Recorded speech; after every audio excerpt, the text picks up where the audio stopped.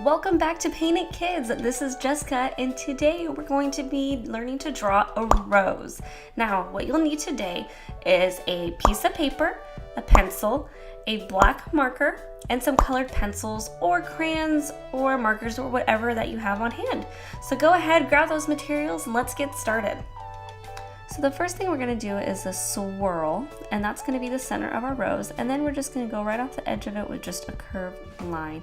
And then what we're going to do is right where our curved lines stop, we're going to bring it back up and around, and it's going to stop right at the same point that our swirl stopped. Now, it doesn't have to be a perfectly straight line because it's a flower, so the petals are going to be kind of curved. Then you're going to start another line halfway on that first petal that we formed, and you're just going to bring it down and swoop it and connect it to the other side of our swirl. And that will make our second petal. Now we're going to start at the center of our second petal. We're going to swirl up, and it's going to stop where our swirl stops. And then we're just going to do a curved line and close that gap. And that's going to be our first outer petal. Now when we connect our lines and we make these lines, we don't want them to be perfectly straight or perfectly round, because the more flow you can put into it and the more waves, the more it's going to look like a flower petal. So now on this third petal over to the left, we're going to take a line and we're just going to go down just a little bit, and then we're going to create like a loose S shape, and then we're just going to follow right on the inside of that and connect it and make a point. And then we're going to go over to our first outer petal and we're going to bring it down and around, and then we're just going to do a thin line that follows real close, but then we're going to bring it out and do a nice wave shape or another loose S shape, whatever you want to call it.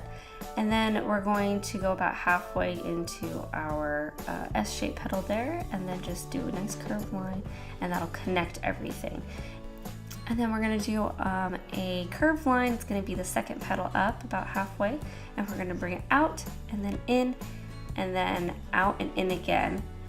And then we're going to finish off the bottom of our rose, and that just is a swoop down and then a swoop up and connects to our front outer petal. And now we want to connect our back and front outer petal, and so I'm just going to do a curved line, and I'm just going to follow the general shape of the rose, so that way it's just not just a perfect curved line, that it has some wave in it just like the rest of our petals. And now we're just going to do these two little bottom leaves at the very base of the rose, and we're just going to bring our line out, and then we're going to bring it back in just a little bit and bring it back out, and then curve it under and make sure it connects to the rose. And that gives us that little point. And now we're just going to do the stem, and that's super easy, just two lines right next to each other that go down.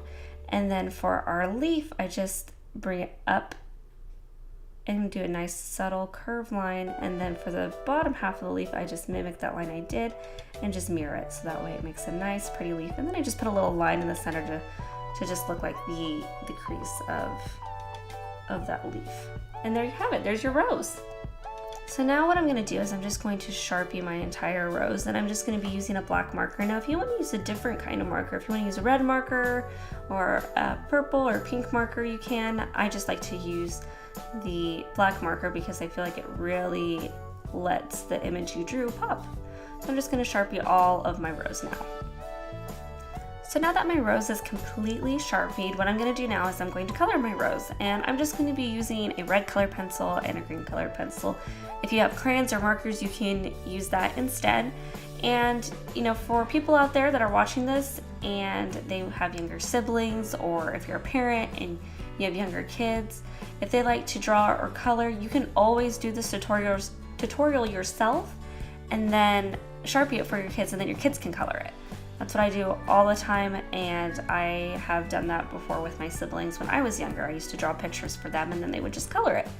So I'm just going to do my whole rose red. I'm not going to, you know, do a bunch of different colors, but you guys can do it any color that you want. If you want a blue rose, a pink rose, a yellow rose, it is completely up to you. If you want a rainbow rose even.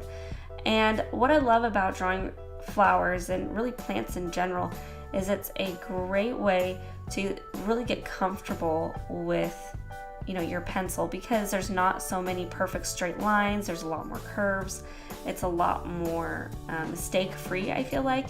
And the great thing is with this rose, you know, you kind of figured out how to draw petals. So if you want to make it a bigger rose or a more open rose, then just add some more petals to it. You know, it doesn't have to be exactly like mine.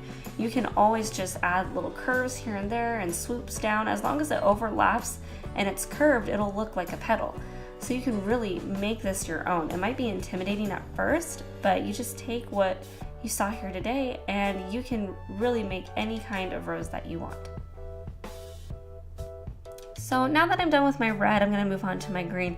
Now what I'm doing is when I color, even when I color with crayons, it's a little bit harder to do with markers, but when I color with crayons or color pencils, I just do a nice light layer at first and then I just keep layering on, and that's how I'm able to get a variety of dark and light shades with the color pencil.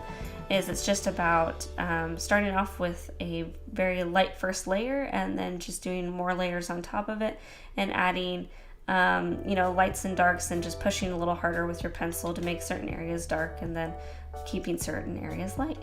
And I'm just adding the last little details of my rose and then it will be complete.